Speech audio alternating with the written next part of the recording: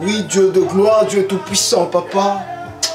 Sois encore, Père éternel, nous voulons élever que le nom de Jésus, le nom qui vit au siècle des siècles, un nom qui transforme des vies, un nom qui donne encore la paix à ceux qui en manquent la paix, le nom qui donne l'espoir à ceux qui en manquent l'espoir. Ce nom est grand et merveilleux. Ce nom qui nous a tirés là où nous étions, autrefois abandonnés, rejetés dans la société. Et mais c'est grâce à ce nom, on se retrouve là où nous nous retrouvons aujourd'hui. Nous sommes reconnaissants envers ce Dieu parce qu'il est tellement miraculeux. Oh, les choses qu'il a accomplies dans nos vies, personne dans ce monde ne peut l'accomplir. Et Dieu de gloire, ce soir, nous sommes encore une fois reconnaissants envers toi. Oh Dieu, pour tout ce que tu as fait pour l'an 2012. Personne dans ce monde ne pouvait le faire, Seigneur. Personne dans ce monde, Père éternel, ne pouvait l'accomplir, Seigneur. Mais grâce à toi, Seigneur Dieu, tu l'as fait et tu l'as accompli. Oh Jésus, laisse que la gloire de Jésus soit encore une telle fois, n'est-ce pas, élevée. Seigneur, nous sommes reconnaissants pour le souffle de vie. Nous sommes reconnaissants, Seigneur, pour la santé. Combien sont dans les hôpitaux? Combien, Seigneur, sont décédés? Combien on les enterre aujourd'hui? Mais grâce à toi, grâce à ton amour, oh, grâce à ta compassion, Seigneur, nous ne sommes pas plus meilleurs qu'eux. Mais Dieu, ton amour, ta grâce abonde encore dans nos vies. Et tu continues à nous prêter vie. Seigneur, nous sommes reconnaissants envers toi. Que le nom de Jésus soit élevé en ce jour des 31 décembre. Oh Dieu, sois béni, sois glorifié dans nos vies et dans nos familles. Que tu as protégé tant. Oh, sois élevé, Seigneur. Alléluia. Amen. Bien-aimés dans le Seigneur, shalom. Partout où vous me regardez à travers le vidéo que je m'adresse toujours à vous, étant que les enfants de Dieu, étant que le peuple de Dieu. Je suis encore une fois votre humble serviteur, le pasteur Joël Condé. Et nous avons, nous, la mission, la vision de Dieu que Dieu nous a donnée. Et comme nous disons toujours, chaque chose a son temps. Chaque chose que Dieu prépare à son temps. Et il y aura un moment et que Dieu accomplira de grandes choses. Et que vous verrez le ministère, n'est-ce pas, avoir lieu et commencer ses activités dans le nom de Jésus-Christ. Bien-aimés dans le Seigneur, avec joie, je reviens encore en ce jour, le 31 décembre, au milieu de vous. Et qu'est-ce que je suis venu faire au milieu de vous, ce 31 décembre, bien-aimés dans le Seigneur? Je suis venu vous dire simplement deux choses. Et la première des choses, bien-aimés, c'est d'être reconnaissant envers Dieu pour tous ses bienfaits dans ta vie. Ce Dieu t'a gardé, ce Dieu t'a protégé. Ce Dieu t'a épargné devant des problèmes et des situations, bien-aimés dans le Seigneur, que tu ne croyais pas que tu pouvais t'en sortir. Par ce miracle, par ce prodige, Dieu a gardé et t'a protégé. Et il a protégé même ta famille, là où se trouve. Oh, bien-aimé dans le Seigneur, pourquoi pas lui dire, n'est-ce pas, un simple merci. Et il n'a pas besoin que tu lui donnes beaucoup de choses. Mais il a simplement besoin que tu lui dises que Seigneur, merci pour tes bienfaits dans ma vie. Merci pour les souffles de vie. Merci pour la santé. Bien-aimé, tu sais combien de personnes sont maintenant dans les hôpitaux? Tu sais combien de personnes, bien-aimées, sont mortes dans la journée d'aujourd'hui? Oh, ce Dieu est bon. Ce Dieu est bon, bien-aimé. Est-ce que toi, tu es plus meilleur que eux, bien-aimé dans le Seigneur? Est-ce que tu es plus meilleur que ceux qui sont dans les hôpitaux? Tu es plus meilleur que ceux qui sont décédés aujourd'hui. La grâce de l'Éternel est sur ta vie. Voilà pourquoi je m'aimerais mieux que tu dises à ce Dieu, Seigneur, merci. Dis à Dieu merci, Seigneur, pour tes bienfaits dans ma vie. Prions le Seigneur, alléluia. Éternel Dieu, nous sommes encore une fois reconnaissants envers toi. Seigneur, qu'est-ce que nous pouvons te donner pour tout ce que toi tu as fait dans nos vies? Qu'est-ce que nous pouvons faire, Seigneur Dieu de gloire, pour retourner, Seigneur Dieu, pour la santé que toi tu nous as préservée? Oh Dieu de gloire, si nous regardons dans le milieu de route, Seigneur, il y a eu des accidents, il y a eu des problèmes. Si nous rentrons dans les hôpitaux, Seigneur, nous voyons combien de personnes, Dieu, couchées dans le lit des hôpitaux, Seigneur Dieu, pleurant, Seigneur Dieu de gloire, parce qu'il manque la bonne santé. Mais regarde ce que toi tu as fait dans nos vies. Regarde, Seigneur Dieu de gloire, comment toi tu as changé des choses. Tu nous as donné la bonne santé. Oh Dieu, nous sommes reconnaissants envers toi. Nous te disons merci. Merci pour la santé que toi tu as préservée dans nos vies pour l'an 2012. Merci encore, Seigneur, pour nos familles que toi tu as gardé tant. Seigneur Dieu, loin de nous, mais tes yeux sont sur eux. Loin de nous, Seigneur, mais toi tu veilles sur eux. Ô Dieu de gloire, que ton nom saint soit béni dans le nom de Jésus-Christ. Amen. Voyez, bien-aimés dans le Seigneur, je vous ai dit que j'ai deux choses que j'ai à cœur pour, n'est-ce pas, vous annoncer, n'est-ce pas, dans la nuit du 31 décembre 2012 et vers l'an 2013 que nous voulons rentrer. Et je sais qu'avec Dieu, tu ne seras pas déçu. Tu ne seras pas déçu. Parce que nous savons que c'est Dieu qui a permis que nous puissions encore voir l'an 2013. Que c'est Dieu qui prépare de bonnes choses pour nous. Nous savons que c'est Dieu qui a permis, bien-aimés dans le Seigneur, que nous voyons encore aujourd'hui, le 1er janvier, l'an 2013, a de bonnes choses pour toi. Bien-aimé, ne vois pas l'an 2013 comme toute autre année, bien-aimé dans le Seigneur, que tu as passé. Ne vois pas l'an 2013 comme les années passées, les années coulées. Ça, c'est une nouvelle année. Et si ce Dieu t'a permis que tu puisses voir cette année, c'est qu'il a un plan pour ta vie. Dis avec moi, Amen. Alléluia, Jésus. Nous allons prendre nos Bibles, bien-aimés dans le Seigneur, dans le livre d'Exode. Le livre d'Exode, chapitre 14. Je vais lire le verset 1 jusqu'au verset 4. Écoute la parole du Seigneur. La Bible dit ceci.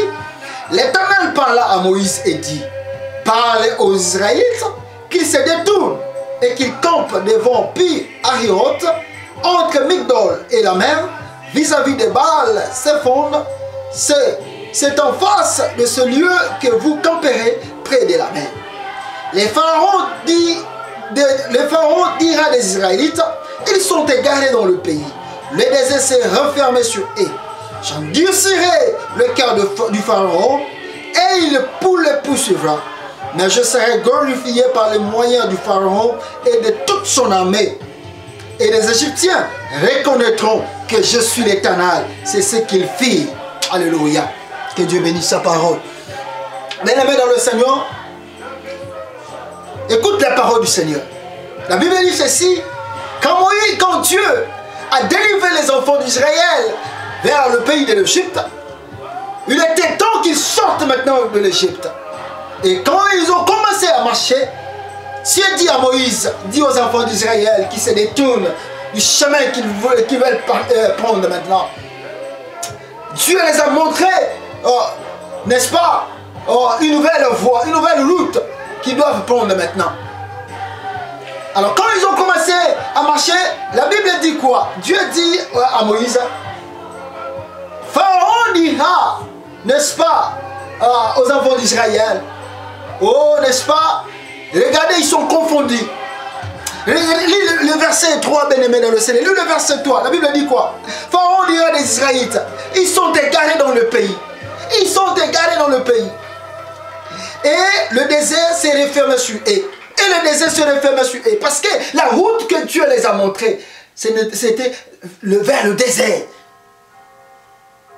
Et dans le verset 4, si tu descends, bien-aimé dans le Seigneur, la Bible dit quoi? Et Pharaon, Dieu dit, j'endurcirai le cœur de Pharaon. Parce que Pharaon croyait que les enfants d'Israël étaient perdus dans le pays. Il croyait que les enfants d'Israël étaient, n'est-ce pas, les déserts étaient renfermés sur eux. Et Pharaon dit, Dieu dit, j'endurcirai le cœur de Pharaon et il le poursuivra. Il le poursuivra. Mais moi, Dieu, je me glorifierai. Alléluia. Au milieu du Pharaon. Et aux Égyptiens. Et toutes les armées. Et la Bible dit à la fin, c'est ce qu'ils firent. Mais qu'est-ce que je voulais dire par là, à travers ces 3 versets bibliques? Je voulais t'annoncer que l'an 2013, c'est l'année de la gloire. Dis avec moi, Amen. L'an 2013, c'est l'année de la gloire pour ta vie. Dis avec moi, Amen. L'an 2013, c'est l'année de la gloire avec ta famille. Dis avec moi, Amen. Mais écoute la parole du Seigneur. La Bible dit que Dieu a fait sortir les enfants d'Israël vers l'Égypte. Comme Dieu aussi sois, le Seigneur, te fait passer de l'autre côté. Tu étais dans l'an 2012, maintenant Dieu te fait passer dans l'an 2013. Écoute la parole du Seigneur. C'est-à-dire, Dieu t'a pris là où tu plairais dans l'an 2012. Là où, bien-aimé le Seigneur, tu avais des problèmes, tu avais des captivités, tu avais des douleurs, tu avais des difficultés, tu souffrais, tu plairais, tu étais dans la misère, tu étais dans la captivité, bien-aimé le Seigneur. Tu ne pouvais plus t'en sortir. Dieu a écouté tes plaies, Dieu a écouté tes cris, Dieu a écouté comment tu plais, bien-aimé le Seigneur. Et ce Dieu, alléluia, merveilleux ce Dieu. C'est Dieu, maintenant, bien-aimé le Seigneur, t'a délivré. Dis avec moi d'abord, amen. Dieu t'a délivré, bien-aimé dans le Seigneur. Tu n'es plus dans l'an 2012. Comme les enfants d'Israël, ils étaient plus dans l'Égypte. Écoute, bien-aimé. Et Dieu te ramène maintenant. Parce que c'est Dieu qui te donne maintenant la voie à suivre. Il t'amène maintenant. Mais écoute ce que Dieu dit. Dieu dit, j'endurcirai, n'est-ce pas, le cœur de Pharaon. Parce que Pharaon ne croit pas que toi tu es délivré. Alléluia. Pharaon, Satan, bien-aimé dans le Seigneur, ne croit pas que tu es encore délivré. Satan ne croit pas que tu es dans l'an 2013. Alléluia. Satan ne croit pas que tu es dans l'an 2013. Écoute ce que Pharaon dit. Écoute ce que Satan dit. Alléluia. Même ici, ils sont donnés de partir. Mais ils sont perdus dans le pays. Bien-aimé dans le Seigneur, Satan croit que comme même si tu es parti dans l'an 2013, les difficultés, les problèmes te poursuivront pour toujours. Il croit que, bien-aimé, il aura toujours la domination sur ta vie. Le diable croit seulement qu'il aura, bien-aimé, toujours le contrôle de ta vie. Ils oublient que tu as été délivré de l'an 2012 et tu es rentré dans l'an 2013. Alléluia. Et regarde ce que Pharaon dit. Il dit, les déserts sera fermé sur eux. Bien-aimé, il croit, le diable croit que comme tu viens de rentrer dans l'an 2013, c'est maintenant l'année où il va te prendre. Alléluia, dis avec moi, amen. Le diable croit que comme tu viens de rentrer dans l'an 2013, c'est là où tu vas mourir. Parce que tu souffres beaucoup de la maladie. Parce que tu souffres beaucoup de chômage. Parce qu'il y a beaucoup de plaies dans ta maison. Et le diable dit que dans l'an 2013, je vais les capturer, je vais les manger. Il t'a déjà offert. Il t'a déjà offert, bien-aimé dans le Seigneur, dans le sacrifice. Et que tu mets. Il dit l'an 2012, même si je ne l'ai pas capturé, même si je ne l'ai pas mangé, mais l'an 2013, c'est là où je vais finir tout. C'est là où je vais, n'est-ce pas, la prendre et je vais, n'est-ce pas, la manger. Mais ils oublient que Dieu t'a délivré de l'an 2012. Et que tu n'es plus dans l'an 2012, mais tu es dans l'an 2013. Alléluia. Oh, gloire à toi Jésus. Écoute bien le Seigneur, la parole de Jésus. Écoute la parole de Jésus. Là où, hein, n'est-ce pas, le diable croyait que tout était fini. Le diable croyait que les déserts seraient fermés sur les enfants d'Israël. Là où le diable croyait que le pays, n'est-ce pas, les enfants d'Israël étaient perdus parce que le diable croit que, comme dans l'an 2012, tu cherchais à gauche pour avoir les maris, tu cherchais à droite pour avoir une femme et que tu ne trouvais pas. Il dit que maintenant, voici, il est maintenant dans le tourment, il est dans le tourment, il n'a pas de travail, il n'a que ça, il n'a que ça. Il s'est raffermé contre lui-même. Les déserts s'est raffermé contre lui, les problèmes s'est raffermé contre lui. Et l'an 2013, c'est l'année où je vais les capturer. L'an 2013, c'est l'année où je vais, n'est-ce pas, le faire mourir. L'an 2013, bien aimé, les diables croient que non, tout est fini pour toi. C'est l'année où il va maintenant finir avec toi. Mais il a oublié que tu as été délivré dans l'an 2012. Et que tu ne plus dans l'an 2012. Écoute la parole de Dieu. Et qu'est-ce que Dieu a dit dans le verset 4? Lis la parole de Dieu, bien-aimé. Qu'est-ce que Dieu a dit dans le verset 4? Dans le verset 4, dans le livre d'Exode, chapitre 14. Le verset 4, la Bible dit ceci. Dieu dit, j'endurcirai le cœur de Pharaon. Bien-aimé, ce n'est pas d'abord l'affaire de Pharaon.